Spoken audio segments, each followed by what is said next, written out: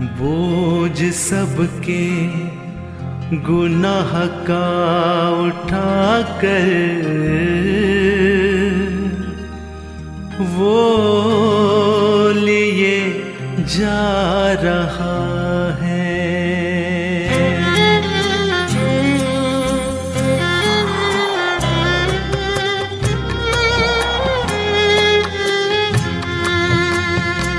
बोझ सबके गुनाह का उठा कर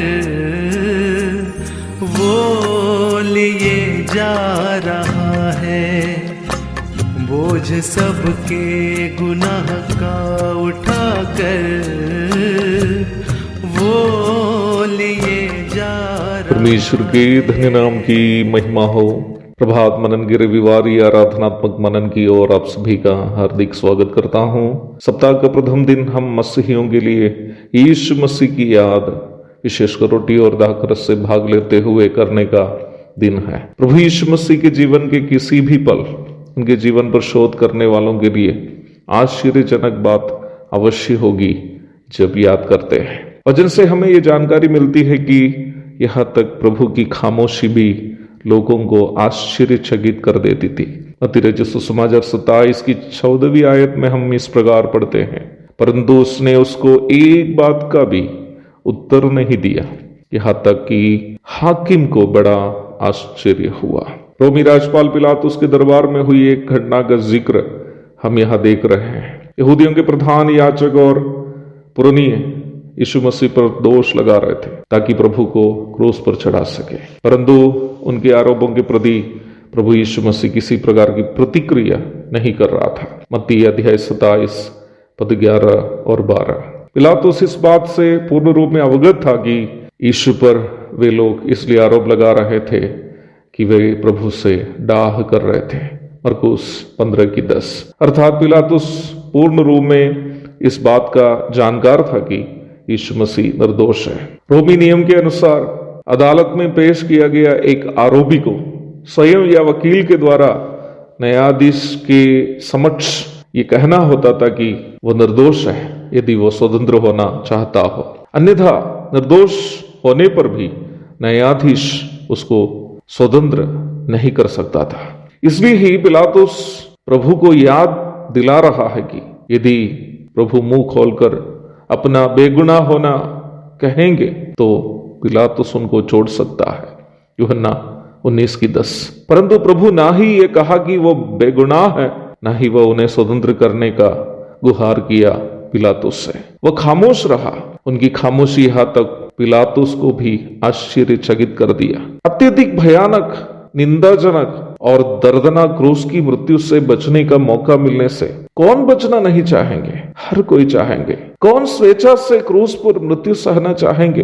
कोई नहीं। परंतु प्रभु यीशु मसीह खामोश रहा क्योंकि वह क्रूस की मृत्यु सहने के लिए स्वयं समर्पित करके जगत में आया था। चारों तरफ से बुरी बुरी बातों से लोग बदनाम करते समय भी, सेवकाई में रुकावट एवं बाधा उत्पन्न करते समय भी, व्यक्तिगत रूप में मैं कहूं तो मेरे जीवन में यीशु मसीह की यह खामोशी मुझे उन बदनामियों को चुपचाप सहने की अत्यधिक सामर्थ्य प्रदान करती है। यीशु मसीह की खामोशी यहूदियों से प्रश्न करने के लिए पिलातुस को मजबूर किया।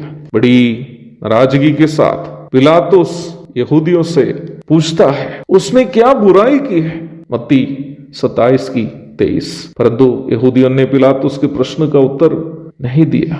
उल्टा वे चिल्ला रहे थे कि यीशु को क्रूस पर चढ़ाया जाए। इसके अलावा वे क्या जवाब देंगे? उनके पास तो कोई जवाब ही नहीं है। वास्तव में यहूदी को पिलातुस से कहने की बात कुछ और थी। हे हाकिम पिलातुस, हे हाकिम पिलातुस, यीशु में कोई कसूर नहीं है, वो बेगुनाह है, पाप तो हम किए हैं। यीशु मसीह को क्रूस पर इसलिए चढ़ाना जरूरी है क्योंकि उनकी मृत्यु हमारी अनिवार्यता है। यदि उनकी मृत्यु नहीं होती हो तो हमें पाप का अनंतकालीन दंड, उस आग की झील में अनंतकाल मृत्यु सहनी पड़ेगी। हमें उस भयानक अनंतकालीन आग की झील से बचना हो तो हमारे पास एक ही विकल्प है हाकिम, निर्दोष बेगुनाह परम पवित्र यीशु को क्रूस पर चढ़ाइए, क्योंकि उनके लहू बहने में हमारी पाप क्षमा है। उनके दर्द सहने में हमारी शांति है, उनकी मृत्यु में हमारा जीवन है, उनकी खामोशी में हमारी मुक्ति है, क्योंकि वही हमारा एकमात्र उद्धार करता है। मुझे सुनने वाले प्रिय भाई बहनों, आइए यीशु मसीह के पद कमलों में हम भी गिरते हैं। सूली पर था मसीह बेसहारा, उसकी पसली में जब भाला मारा।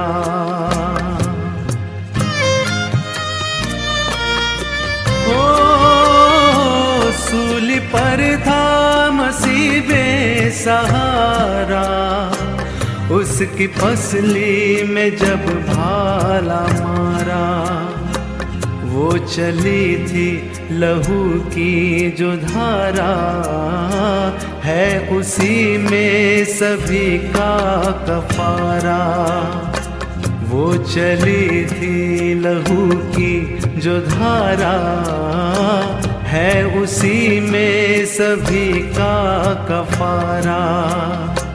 बोझ सबके गुनाह का उठा कर वो लिए जा रहा है।